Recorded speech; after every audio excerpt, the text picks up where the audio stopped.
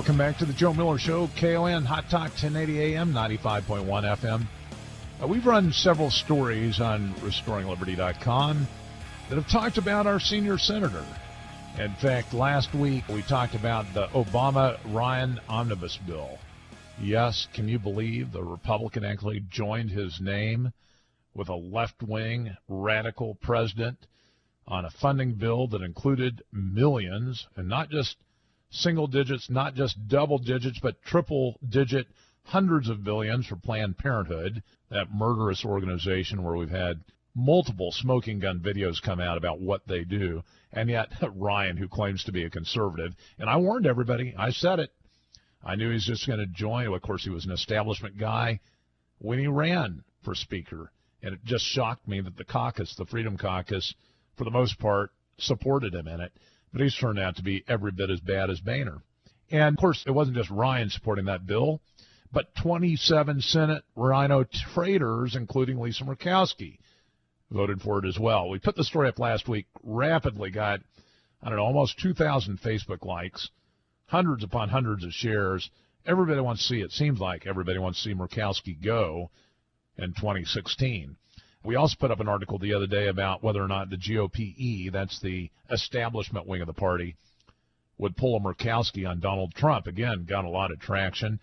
Basically, some political insiders, some senior political consultants, as was put by Politico, were discussing the likelihood of running a third party against Donald Trump if he wins the nomination. And the issue of what Murkowski did in 2010 was raised as an indicator that, in fact, they could actually prevail if they did something like that.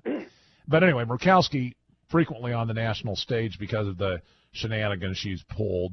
Most conservatives see her as a fraud. I have Matt Johnston on the line. What say you, Matt? Is she really a conservative? Is she even saying she's a conservative anymore? And should she be our nominee in 2016? Well, I think she's abandoned all pretext of being a conservative, and now her newest campaign material for the 2016 race, which she's apparently going to run in the Republican primary, which is a little bit shocking in and of itself. But I guess we should be beyond shocked at her duplicity at this point.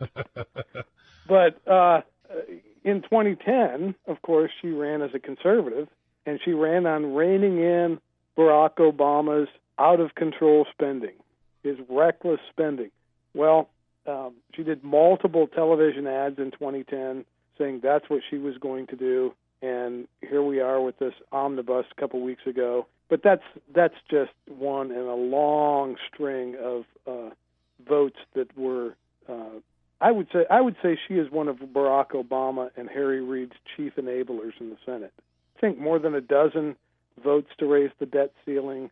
I think there was one. Her last term, there was one appropriations bill she voted against. This time, I think there has been one of these boondoggles that she voted against.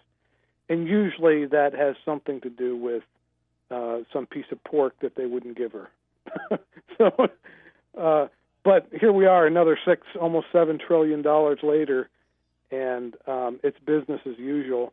She not only hasn't done anything to rein in spending, but she's been a chief enabler of the out-of-control government that we have. So she's also been an enabler of Planned Parenthood funding. I mean, I know that she made didn't she make some sort of critical statement, but then, of course, her actions were completely opposite that.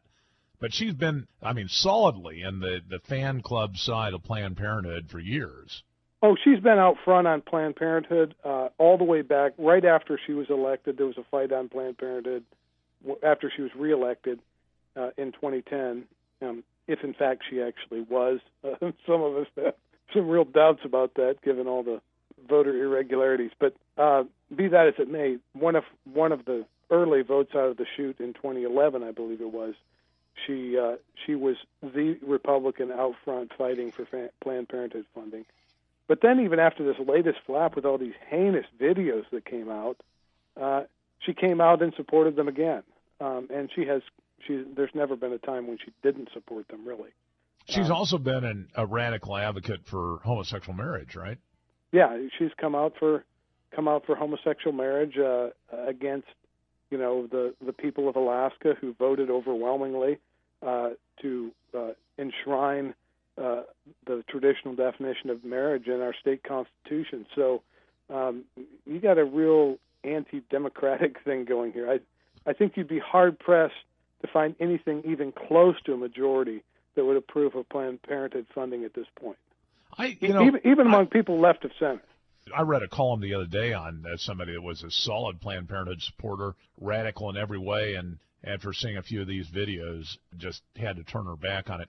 Let me ask you about this anti-democratic thing that you just mentioned. We put up a story that has gone fairly viral today. It first appeared in the Daily Signal. We interviewed Genevieve Wood. I don't know whether you heard that or not, but she basically talked about how the federal government is using Title IX to force high schools across the country, even junior highs in some places, to have mixed-gendered showers. And I saw that headline. I didn't read the story, but I saw the headline. Well, I observed that, if you went out there and polled people on this, a fair poll would probably show something like 98% of Americans against that. I've never talked to anybody that actually approves of it. I've never talked to anybody that's approved of it. Even on the far left, nobody says this is a good thing. So I asked her, I said, so how do you figure that, the 1%, the ruling class, is able to impose this new morality on the country? I mean, they use this just twisted logic on the idea of gender equality under Title IX to get there. Why do you think people tolerate it when 99% of the country is against it?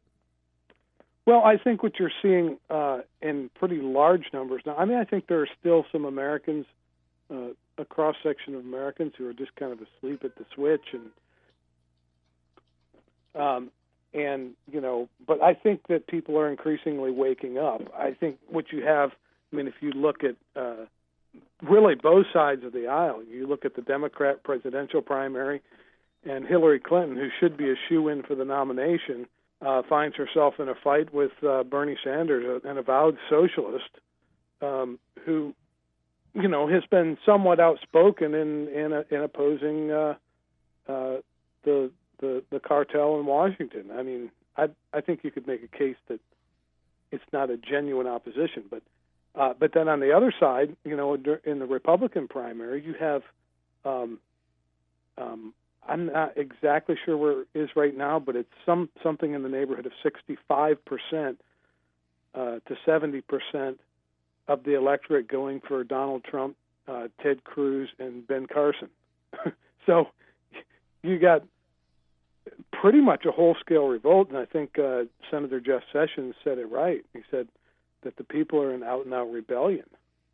And so I think that people are beginning to wake up and send the message, we're not going to tolerate this.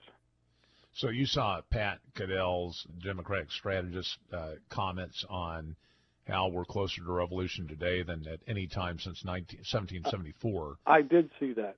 And kind of piggybacking on comments another person made, citing a poll that showed that 75% of Americans believe that they no longer live under representative democracy, which is pretty shocking. I think in most respects, by the way Washington has responded to the landslide elections in 2010 and 2014, in most respects, I think you'd be hard-pressed to make a case that they do represent the American electorate. So 2014, the Republican Congress that was reelected on the principle of repealing Obamacare. What steps have been taken? What steps has Lisa Murkowski taken to repeal Obamacare? Any?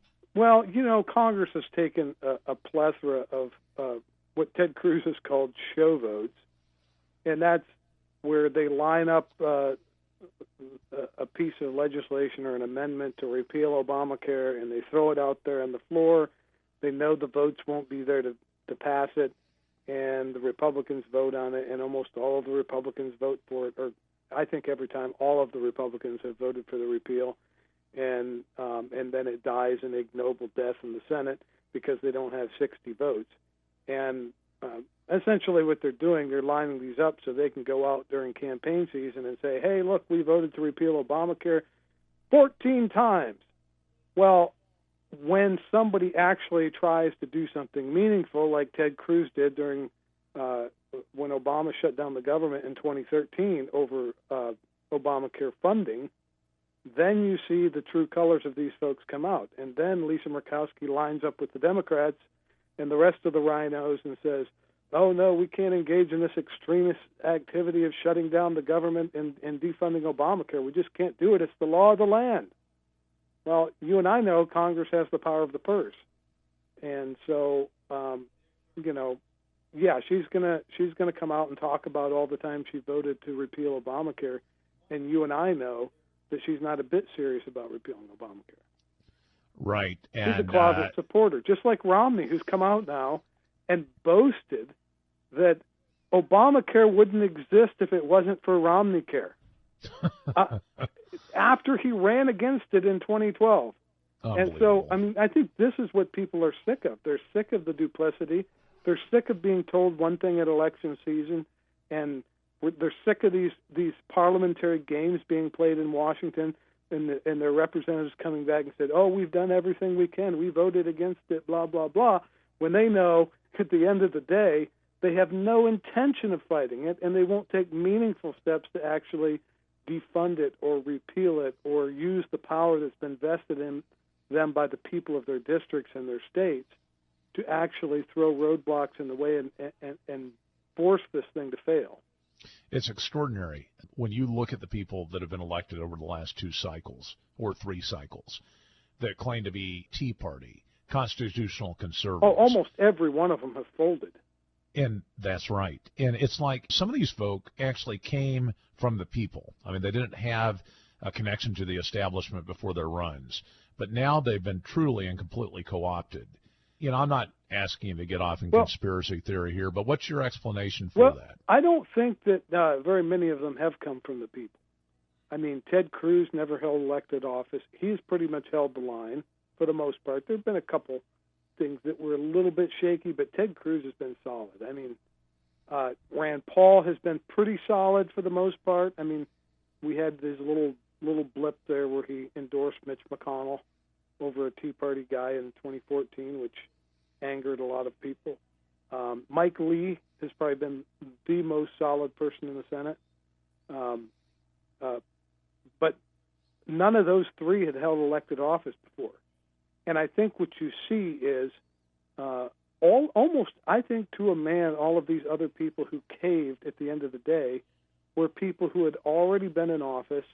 They had already learned the game, learned how the game was played, whether it was at the state legislature level or in the House before they went to the Senate or whatever.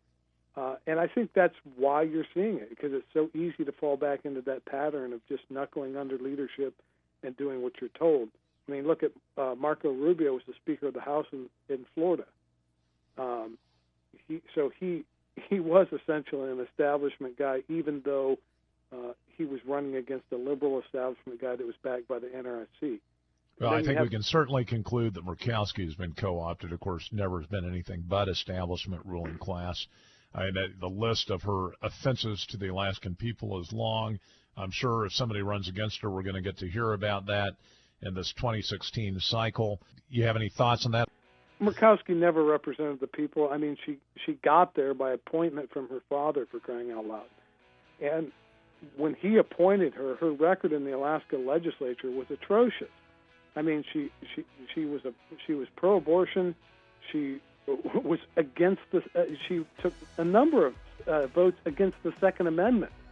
She had a D- with the NRA, believe it or not, and then she was part of this liberal study group with Ethan Berkowitz and Andrew Halcrow and some of these other clowns who were trying to impose a state income tax and raid the PFD for state spending way back, 15 years ago or whenever it was.